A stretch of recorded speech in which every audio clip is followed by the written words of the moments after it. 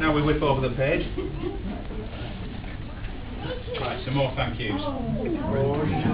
I'd like to thank Kathy, who without doubt has done by no doubt of a shadow of imagination the lion's share of all of the planning, and I'd also like to thank Judith as well, because without the pair of them I'm not sure that we'd be sat here. I like to sort of, take a hands-off role or whatever, an arm's length role or something. Delegation, that's what I've been told I need to do with my management competencies anyway.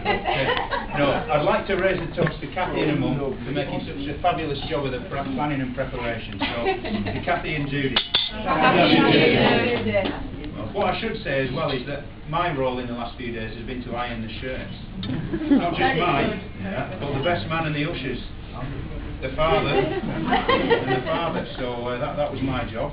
And thankfully that's gone okay. Didn't burn any shirts. I burned a few shirts every time. Well, the waistcoat hides the crease. Yeah. What I'd also like to say as well is a very big thank you to Julie, who's made the cake. And that's the cake in the corner. It's absolutely fabulous. We're both absolutely thrilled with it. I'll be even more thrilled when I get my hands on it. There are a few concerns that I didn't take enough interest at the planning stage, but I said, look, don't worry about that. When it comes to the eating stage, I'll get a heartfelt thank you for the cake. It's absolutely splendid, and I'm sure you'll all agree once we get to taste it. So these are for you.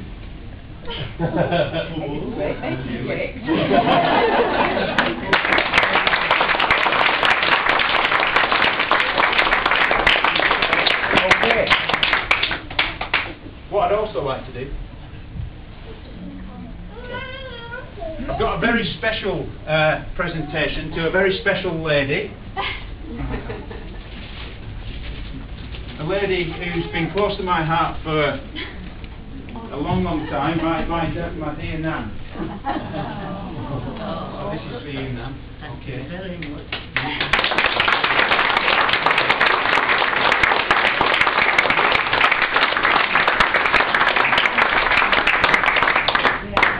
I call my Nan Nana. I call my Nan Nana. Nana!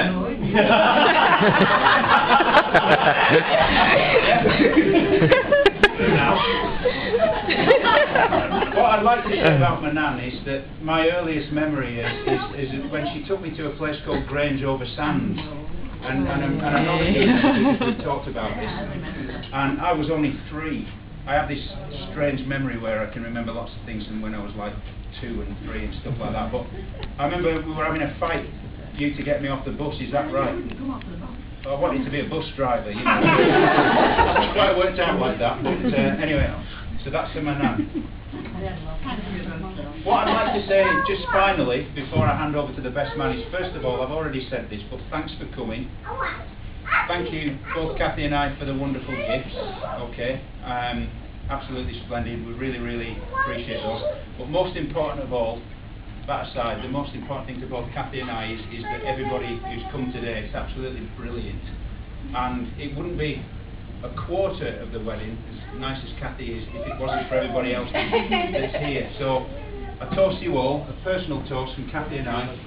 Thank you very much for coming indeed. It's absolutely brilliant, and that's what makes a wedding. Cheers. Familiar friends and faces, I love you all. Kathy does too.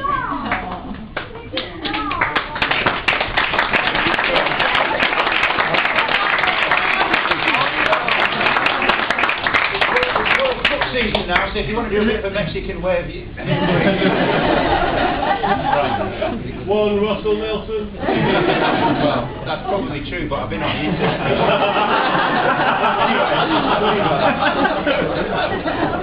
I've been doing some research on speeches, and it said 7 minutes. I've probably overshot that, but as Jim said, I do like to go on a bit. But what I'm going to do now is hand over to my best man.